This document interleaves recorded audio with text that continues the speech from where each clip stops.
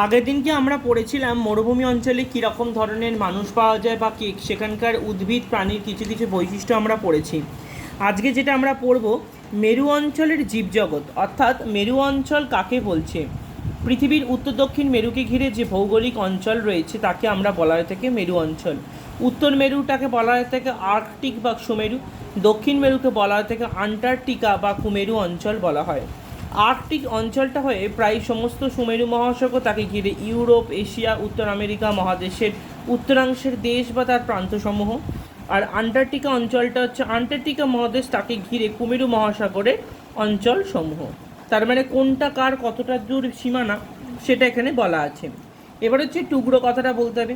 গ্রীষ্মের ঠিক মধ্যভাগে আর্কটিক এবং আন্টার্কটিক অন্তর্ভুক্ত অঞ্চলের প্রায় 24 ঘন্টা সূর্যের আলো থাকে, আর শীতের মধ্যভাগ ঠিক উল্টো ঘটনা ঘটে, 24 ঘন্টা জুড়েই প্রায় শুধু থাকে অন্ধকার। তো আর্কটিক সুমেরু জীবজগতের প্রধান বৈশিষ্ট্য হচ্ছে জলজ স্তন্যপ্রায়ীদের প্রাধান্য। তার মানে এই অঞ্চলে মেন কী দেখা যায়, জলজ স্তন্যপ্রায়ীদের প্রাধান্য। এর মধ্যে উল্লেখযোগ্য হচ্ছে তিমি, সিল, সি লায়ন, ডলফিন। এছাড়া রয়েছে বল্গা হরিণ, কুকুর, মেরু ভাল্লুক, আর্কটিক টার্ন নামক পাখি, মস, ঘাস, লাইকেন, বার্ড জাতীয় কিছু উদ্ভিদ এখানে কিন্তু দেখতে পাওয়া যায়। তাহলে বুঝতে পেরেছি স্যার মেরু অঞ্চলে কী কী জীবজগতের মধ্যে কী কী প্রাণীরা রয়েছে। চলে যাচ্ছি পরবর্তী পেজেতে, দেখ লেখা আছে শীতঘুম, যেটাকে বলা থাকে কি হাইবারনেশন। সুমেরুতে ঠান্ডা শুরু হওয়া মাত্র স্থলবাসী অনেক প্রাণী শীতঘুমে চলে যেতে শুরু করে।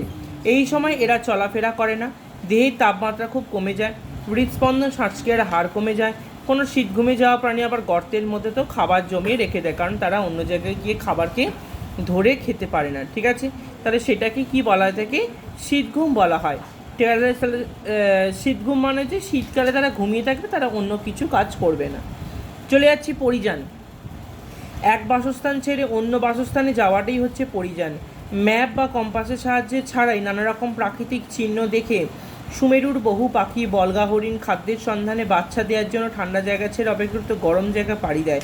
আর আর্কটিক টার্ন প্রায় 11,000 মাইল পাড়ি দিয়ে সুমেরু থেকে কুমেরুতে ভাব। তার মানে কোথা থেকে কোথায় যাচ্ছে, একটা উত্তর মেরু একটা দক্ষিণ মেরু, মানে একটা পৃথিবীর এ প্রান্ত থেকে তারা ও প্রান্তে চলে যাচ্ছে শুধুমাত্র এই 11,000 মাইল শুধুমাত্র এই মাইগ্রেশন করার জন্য, মানে পরিযান করার জন্য তারা এতটা দূর চলে যাচ্ছে। তো তারপর হচ্ছে কি কখন সুমেরুর প্রাণীরা বাচ্চা দেয় বা ডিম পাড়ে। সুমেরুর শীতকালটা প্রচণ্ড ঠান্ডায় বেশিরভাগ জীবই বাচ্চা দেয়, কারণ বাচ্চাদের বাঁচিয়ে রাখার উপযুক্ত খাদ্যের অভাব ওই টাইমে হয়ে থাকে, মানে তারা বাচ্চা দেয় না ওই টাইমটাতে, শীতকালটাতে। বসন্তের শেষ থেকে প্রাণীরা নিজেদের অঞ্চলে নির্দিষ্ট করে নেয় আর স্বল্পস্থায়ী গরমের দিনগুলোতে বাচ্চা দেয়। তাহলে কখন ডিম দিচ্ছে বা বাচ্চা দিচ্ছে, স্বল্পস্থায়ী গরমের দিনগুলোতে, মানে কিছুটা সময় যখন গরম থাকছে তখন। এরকম সময় গাছে গাছে ফুলও আসে, যাতে শরতের আগেই গাছের বীজ দূর দূরান্তে ছড়িয়ে পড়ে। মেরু ভাল্লুকরা আবার বাচ্চা দেওয়ার জন্য শীতকালকে বেছে নিয়েছে। এরা শীতকালে শিশু ভাল্লুকের জন্ম দেয়। শীতের মাসগুলোতে বরফ গুহায় এদের লুকিয়ে রাখে। এই সময় শিশুরা মা ভাল্লুকের দুধ খেয়ে বেঁচে থাকে। বসন্ত আসার সঙ্গে সঙ্গে এরা গুহা থেকে বেরিয়ে পড়ে। মেরু ভাল্লুকেরা কীভাবে সুমেরুতে বেঁচে থাকে? তোমরা কি কখনো বরফের ওপর দিয়ে হেঁটে যাওয়া মেরু ভাল্লুকের ছবি দেখেছো? দেখ পাশে কিন্তু একটা ছবি দিয়ে দিয়েছে। এটা একটা বিস্ময়কর ঘটনা।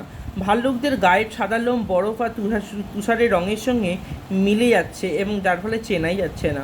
এর ফলে শিকারের ওপর এদের অতর্কিতে যে ঝাঁপিয়ে পড়তে সুবিধা হচ্ছে, কারণ ওরা তো বুঝতে পেরে যাচ্ছে যে ওইখানে প্রাণীটা আসছে। এদের লোমের তন্তুগুলো খুবই স্বচ্ছ, যেটা সূর্যের আলো শোষণ করে তাপটাকে ধরে রাখতে সাহায্য করে, ফলে এদের শরীরটা গরম থাকে। প্রবল ঠান্ডাকে আটকানোর জন্য এদের চামড়ার ওপর ঘন লোমের দুটো আস্তরণ থাকে, ভেরি ইম্পর্টেন্ট লাইন, দুটো আস্তরণ থাকে। শরীরে একদম নিচের চামড়াটা হচ্ছে কালো রঙের, ফলে সূর্যের তাপ যতটা সম্ভব ধরে রাখাটা সম্ভব হয়। তারপর দেখ লেখা আছে, আচ্ছা দেখ, তাই জন্য এখানে কী বলছে, মেরু ভাল্লুকদের একটা ভালো জিনিস বলছে যে প্রতিকূল পরিবেশে টিকে থাকার জন্য মেরু ভাল্লুকের আর একটা হাতিয়ার হচ্ছে শরীরের ফ্যাট। ঠান্ডার হাত থেকে বাঁচতে এদের চামড়ার নিচে প্রায় 10 সেন্টিমিটার পুরু ফ্যাট থাকে। ভাব তাহলে কতটা মোটা ফ্যাট এদের। সেই জন্য এরা সহজে জলে ভেসেও থাকতে পারে।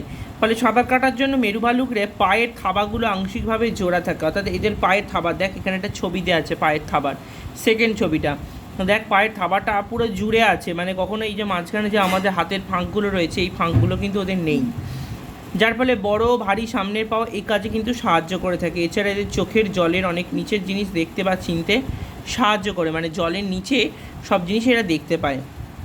ভালুকের পা বরফের জুতোর মতো। এদের পায়ের তালুতে যে বিশেষ ধরনের লোম থাকে তা বরফ আর তুষারের ওপর দিয়ে হাঁটার সময় হড়কে যাওয়া থেকে আটকায়। আর এদের কী হচ্ছে, ঘ্রাণ গ্রহণ ক্ষমতা অনেকটাই বেশি, প্রায় 32 কিলোমিটার দূরে সিলের গন্ধ এরা শুকতে পারে। মেরু ভাল্লুকদের কোনো প্রাকৃতিক শত্রু নেই, কিন্তু জীবজগতে 3টে বিপন্ন প্রাণী, নাম 3টে তলা দাগ দিবি, ভেরি ভেরি ইম্পর্টেন্ট লাইন। জীবজগতে 3টে বিপন্ন প্রাণীর নাম হচ্ছে কি, বাঘ, গরিলা, মেরু ভাল্লুক, এটা হচ্ছে অন্যতম। মেরু ভাল্লুক সবচেয়ে সামান্য বড় সমস্যা হচ্ছে বিশ্ব উষ্ণায়নের ফলে যে হারে মেরু অঞ্চলে বরফ গলতে শুরু করেছে, তাতে কিন্তু এদের বাসস্থানটা বেশ প্রবলেমই হয়ে যাচ্ছে, কারণ অনেক জায়গা সংকুচিত হয়ে পড়ছে, যার ফলে এদের বহু বছর ধরে লোম, চামড়া, নখের জন্য এদের শিকার করে আসছে মানুষ। তার মানে ভাব, এদের লোম ইম্পর্টেন্ট, চামড়া ইম্পর্টেন্ট এবং নখটাও ইম্পর্টেন্ট। মাছেরা কীভাবে সমুদ্রের কম তাপমাত্রায় বেঁচে থাকতে পারে? সুমেরু মহাসাগরের জলে প্রায় 240 ধরনের মাছ থাকে। শুধু এখানে কি বলছে দেখ, শুষ্ক মিষ্টি জলের পুকুর বা নদীতে ওপরের জল বরফ হয়ে গেলে নিচের স্তরের জলটা কিন্তু তরলই থাকে, যার ফলে তাতে মাছেরা দিব্যি বেঁচে থাকতে পারে। আর নোনা জলের সমুদ্রে হিমাঙ্কের নিচে তাপমাত্রা নেমে গেলেও জলের নুন এদের দেহকে জমে যেতে বাধা দেয়। এদের দেহের মধ্যে অ্যান্টিফ্রিজ প্রোটিন থাকে, যেটা দেহের ভেতরে জলকে বরফ হতে বাধা দেয়, ভেরি ভেরি ইম্পর্টেন্ট। তাহলে প্রশ্ন আসতে পারে যে এই মাছেরাদের শরীর বরফ কেন জমে যায় না? কারণ ওদের দেহের মধ্যে কি থাকে, অ্যান্টিফ্রিজ প্রোটিন থাকে, ওই জন্য ওরা বেঁচে থাকতে পারে। মেরু অঞ্চলের মানুষ, আর্কটিক মেরু অঞ্চলে আমরা আজ যাদের স্থায়ীভাবে বাস করতে দেখি তারা হচ্ছে এস্কিমো। এস্কিমো শব্দের অর্থ হচ্ছে যারা কাঁচা মাংস খায়। এই এস্কিমোটা কিন্তু বাংলা মানেটা অনেক সময় প্রশ্ন বিচিত্রা খুবই আসে যে এস্কিমো শব্দের অর্থ কী। তাহলে এস্কিমো শব্দের অর্থ হচ্ছে কি, যারা কাঁচা মাংস খায়। এদের পূর্বপুরুষরা এশিয়া থেকে একটা ভূ সংযোগ অতিক্রম করে এখানে এসে পৌঁছেছিলেন, যার আজ আর কোনো রকমভাবেই কিন্তু কোনো রকম অস্তিত্ব নেই। এস্কিমোরা মাত্র 1 ঘন্টার বরফ দিয়ে তাদের বরফ বাড়ি বা ইগলু বানিয়ে ফেলেন। এস্কিমোরা সবসময় কিন্তু ইগলু দিয়ে থাকেন তা নয়, দূর গন্তব্য চলার পথে কানাডার এস্কিমোরা এরকম এক ধরনের বিশ্রাম আবাস তৈরি করেছেন, মানে ওর মধ্যে ভেতরে বসে রেস্ট নিচ্ছে, তো এখানে একটা বিশ্রাম আবাস ওরকম দিয়ে তৈরি করেছে। এস্কিমোদের জীবনযাত্রাটা খুবই ঝুঁকিপূর্ণ এবং কষ্টসাধ্য। উত্তর মহাসাগরে ঠান্ডা জলের সিল, স্যামন, কড মাছ হচ্ছে এদের প্রধান খাদ্য, ভেরি ইম্পর্টেন্ট লাইন দাগ দিবি। সেই সঙ্গে এরা হাঁস, খরগোশ, মেরু, শিয়াল, এমনকি মেরু ভাল্লুক, তিমি শিকার পর্যন্ত করে তার মাংসগুলোকে খায়। এস্কিমোদের জীবনের অপরিহার্য হচ্ছে কুকুর, কারণ পরিবারকে বাঁচিয়ে রাখার প্রয়োজনে এক বিস্তীর্ণ অঞ্চল জুড়ে রয়েছে এস্কিমোদের শিকারের খুঁজে বেড়াতে হয়, আর সেটা খালি পায়ে ঘোরা সম্ভব নয়। তাই জন্য এস্কিমোদের কুকুরে টানা স্লেজ গাড়ির ব্যবহার কিন্তু খুব এবং বিকজ কুকুরদের ঘ্রাণ শক্তি প্রবল, ওই জন্য দেখবি সান্তা ক্লজ মাঝে মাঝে আসছে, দেখবি কিছু কুকুর দৌড়াতে দৌড়াতে তার একটা নিচে চাকা লাগানো জিনিস আছে, সেটাকে দৌড়াতে দৌড়াতে নিয়ে আসছে, এরকম অনেক ছবি আমরা দেখতে পাবো। তো তখন থেকেই কিন্তু আমাদের এই সান্তা ক্লজের এই কনসেপ্ট থেকেই কিন্তু ওখানে দেখবি এরকম অনেক কুকুরে কিন্তু আমরা ডিজাইন পাবো। এবার বলছে আন্টার্কটিক মেরু অঞ্চলের জীবজগৎ। দক্ষিণ মেরুতে উত্তর মেরুদের মতো সিল, তিমি, ডলফিন দেখা গেলেও মেরু ভাল্লুক নেই, আর দেখা যায় পেঙ্গুইন, যার উত্তর মেরুতে কিন্তু অনুপস্থিত। এবার হচ্ছে পেঙ্গুইন, আন্টার্কটিকার বিষয়। আন্টার্কটিকায় যে সমস্ত পেঙ্গুইন প্রজাতি আছে তার মধ্যে অন্যতম হচ্ছে কি emperor penguin, very very important line, ওটা তলা দাগ দিয়ে রাখবি যে এম্পোরার পেঙ্গুইনটা কি, তখন ওটা লিখতে হবে যে যে সমস্ত পেঙ্গুইন প্রজাতি রয়েছে তাদের মধ্যে অন্যতম হচ্ছে ওই এম্পোরার পেঙ্গুইন। এবার বলছি এম্পোরার পেঙ্গুইনের জীবনের ইতিহাস বিস্ময়কর কেন? কারণ পেঙ্গুইনদের মধ্যে বৃহত্তম হচ্ছে এম্পোরার পেঙ্গুইন। এরা বরফ আর জল উভয় জায়গাতেই থাকে। শীতকালে আন্টার্কটিকা যখন প্রবল হাড় কাঁপানো ঠান্ডা, ঘন অন্ধকার নেমে আসে, তখন এই এম্পোরার পেঙ্গুইন বংশ বিস্তার করে একটি মাত্র ডিম পাড়ে, আর ডিম পাড়ার পর মেয়ে পেঙ্গুইন খাবার খুঁজতে গিয়ে সমুদ্রে চলে যায়। পুরুষ এম্পোরার পেঙ্গুইন এই ডিমটা তা দেয়। পুরুষ পেঙ্গুইন তার 2 পায়ের সঙ্গে একটি চামড়ার ভাঁজের নিচে ডিমটাকে ধরে রাখে।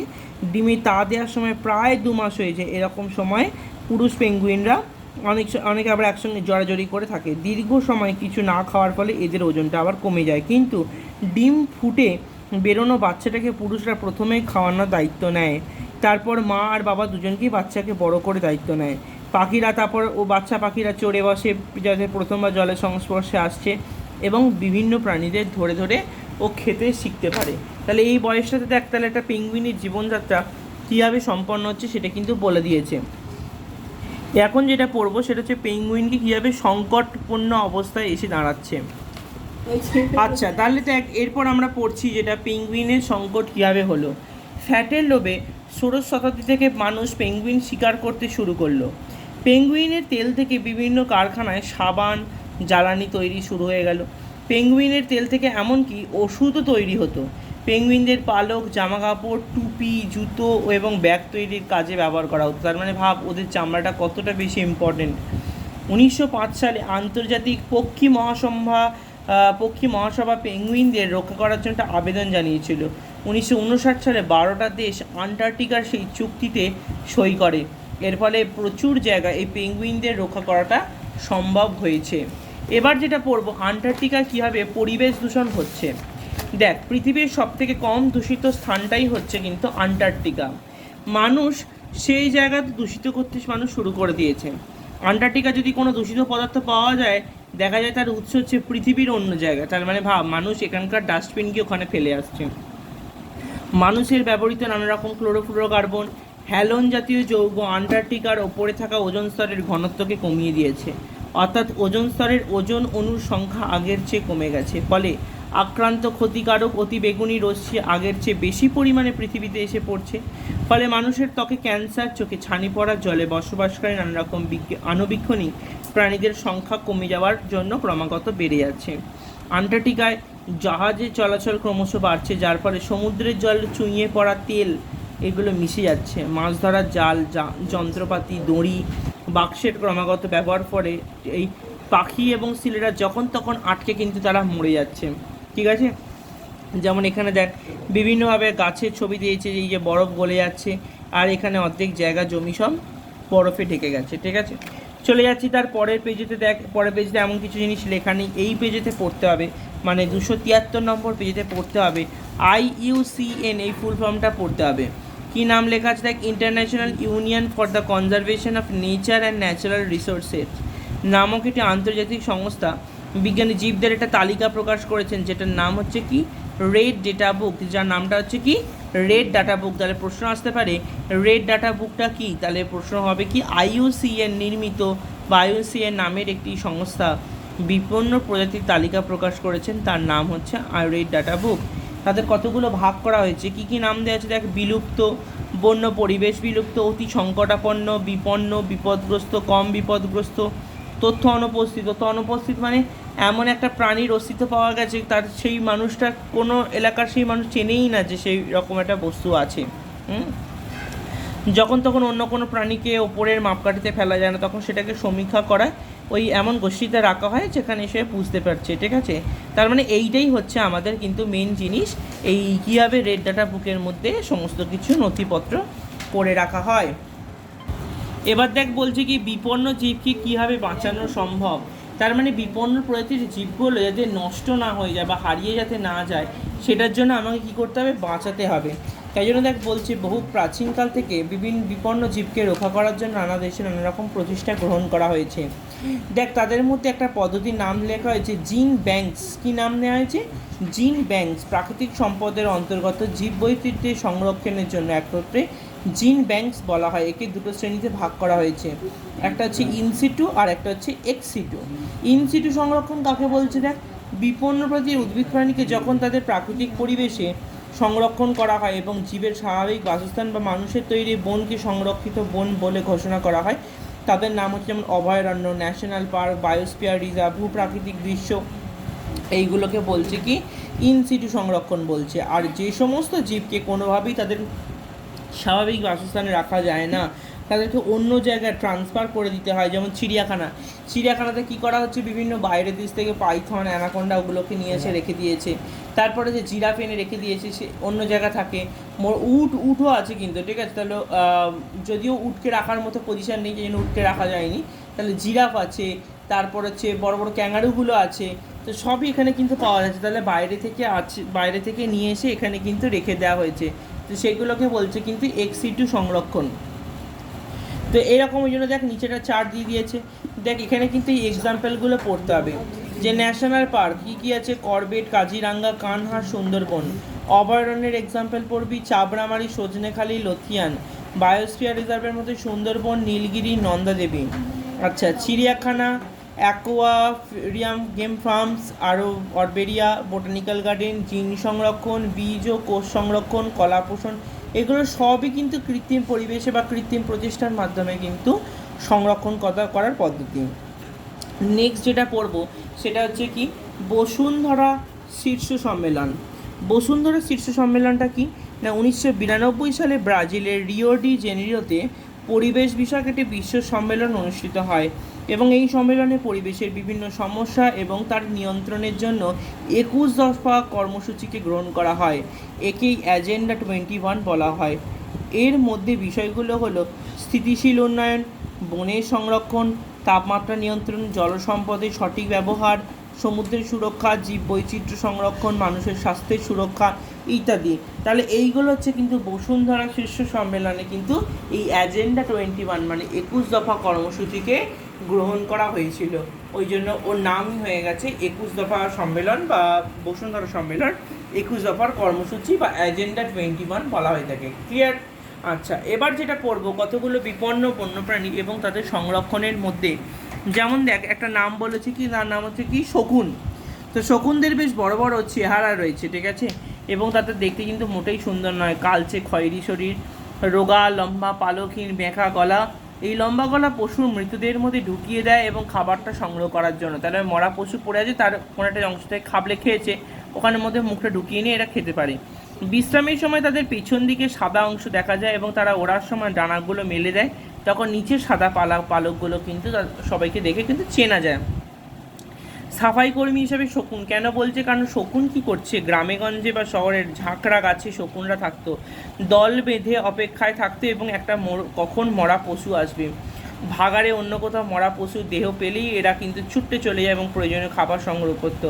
শহরের যাবতীয় আবর্জনা স্তূপ থেকে মৃত প্রাণী সব খেয়েই কিন্তু এদের জীবন চলতো, ফলে সব পচে মহামারী সৃষ্টিকারীর বিস্তার লাভ করতে পারতো না। শকুনের বাসা কোথায় কোথায় রয়েছে দেখ, বড় বড় গাছের মাথাগুলো, যেমন অশ্বত্থ, বট, শিরীষ, তাল, তেঁতুল, শিমুল। ওই জন্য সবসময় তাল বল বা তেঁতুল এই সমস্ত গাছের ফলগুলো ভালো করে ধুয়ে খাওয়া উচিত, কারণ হচ্ছে এই সমস্ত জায়গাগুলোতে পাখিরা থাকছে, তো পাখিদের পটি লেগে থাকলে ওখান থেকে জার্মস ছড়িয়ে যায়। ওই জন্য দেখ, এছাড়া কাঠকুটো, ডালপালা জোগাড় করে ডালের খোঁজে বেশ শক্ত বাসা ছিল এদের। সেপ্টেম্বর থেকে মার্চের মধ্যে ওরা বাসা বাঁধে, ডিম পাড়ে। একটা পাখি একটাই ডিম পাড়ে এবং বহুতল বাড়ি তৈরির প্রয়োজনে গাছপালা কেটে ফেলায় শকুনের বাসা বাঁধার জায়গা ক্রমশই কিন্তু আস্তে আস্তে হারিয়ে যাচ্ছে। তো হারিয়ে যাওয়ারই কথা শকুনের। আমাদের গ্রামেগঞ্জে শহরের প্রান্তে শকুনরা একসময় আকাশ কালো করে ডানা মেলে উঠতো, তাদের আর এখন দেখতে পাওয়া যায় না। হারিয়ে যাওয়ার কারণ অনুসন্ধান করতে গিয়ে ধরা পড়লো এক ভয়ঙ্কর তথ্য।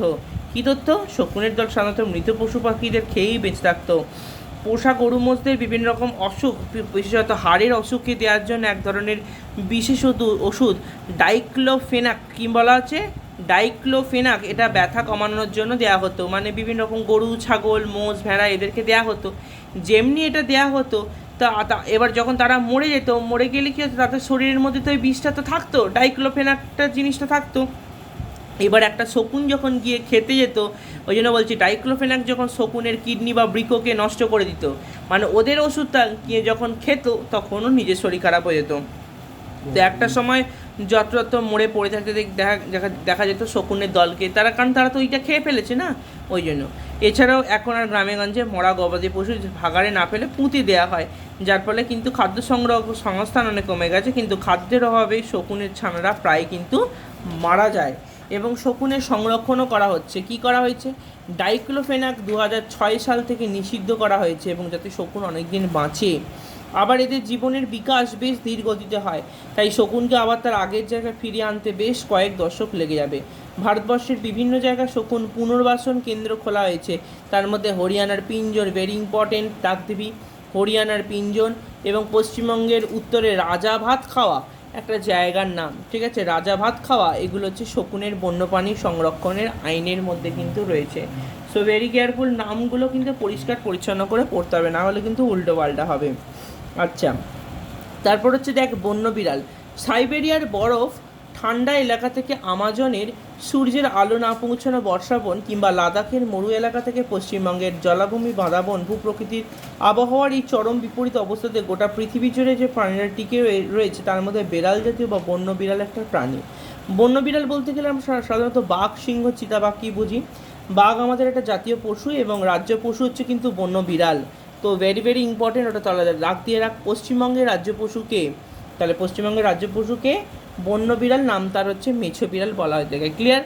আচ্ছা, এবার হচ্ছে মেছো বিড়ালের গঠনটা কীরকম, হালকা দেখবি চিতাবাঘের থেকে একটু ছোটো, বাট ওই রকমই দেখতে। আকারে বড়সড় হুলো বিড়ালের দ্বিগুণ আর তারও বেশি। এরা এক সারি ছোটো ছোটো খসখসে লোম শরীরকে রক্ষা করে থাকে।